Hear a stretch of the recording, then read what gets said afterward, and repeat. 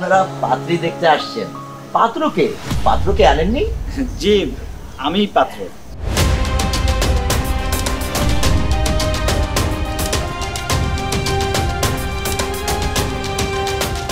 কি আপনি পাত্র মানে? আপনি কিভাবে পাত্র হন? কেন ঘটক বলেনি পাত্রর কথা আপনাদের কিছু? হ্যাঁ, ঘটক বলেছে পাত্রর সাথে তার বন্ধু আসবে, আর কিছু তো বলেনি। ঠিকই তো বলছে, এই যে পাত্র আমি ওর বন্ধু, আমরা এসেছি। আপনারা কি জানতে চান ওর কাছে জিজ্ঞেস করুন। উনি এত কালো কেন? জিজ্ঞাসা তো করতে বললেন, জিজ্ঞেস করলাম উনি এত কালো কেন?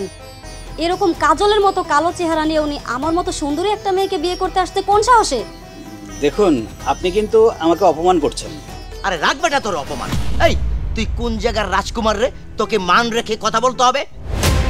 এই আমার মেয়েকে বিয়ে করার মতো তোর কি কি যোগ্যতা আছে সেটা বল। চাচা, ও একটা সৎ ছেলে, খুবই কর্মঠ, ছোট একটা চাকরিও করে। ওরে আমার সৎ ছেলে রে, হ্যাঁ? এরকম ছোটখাটো চাকরিজীবী ছেলের সাথে আমার মেয়েকে বিয়ে দেবো? চাচা কি কইতেছেন আপনি এগুলা? মানুষের দিন পাল্টাইতে কয়দিন? আজকে আমার বন্ধু ছোট একটা চাকরি করতেছে, আল্লাহ চাইলে কয়দিন পরে একটা বড় চাকরি করব। মানুষের দিন পাল্টাইতে তো টাইম লাগে না চাচা।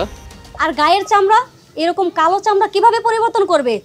এই ভূত নিয়ে সংসার করব আমি? দেখছো আব্বা কি শখ!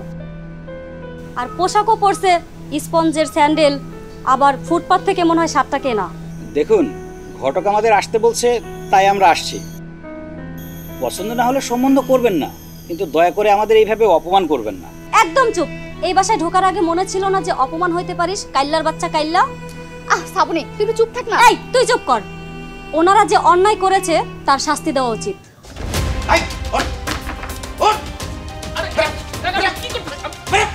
আবার কি করতেছিস মানে? আসছে আমার মেয়েকে বিয়ে করতে, হ্যাঁ? আরে আমার মেয়ে লাখে একটা সুন্দরী মেয়ে, আর কাইলা ভূত কোন জায়গা থেকে আসছে আমার মেয়েকে বিয়ে করবে? সাহস কত বড়! ব্রাহ্মণ হয়ে চাঁদে হাত দেয় আমার লক্ষ্মী মেয়ে, হ্যাঁ? এই যে একটু শোনেন।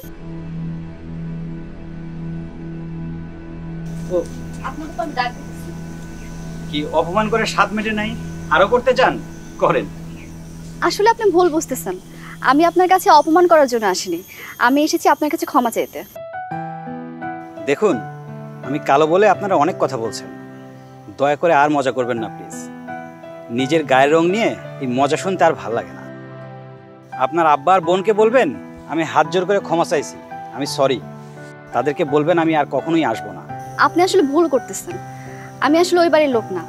আপনি যাকে দেখতে গিয়েছিলেন আমি ওর বান্ধবী। আর আমার বাড়ি এই রাস্তা থেকে যেতে আর 10 মিনিট সময় লাগে। আসলে ওরা আপনার সাথে যে ব্যবহার করেছে কাজটা ঠিক করেনি। আমি ওদের তরফ থেকে আপনার কাছে মাপ চাচ্ছি। সত্যি কথা বলতে কি, মানুষের গায়ের রং আর পোশাক দেখে কখনোই বিবেচনা করা উচিত না।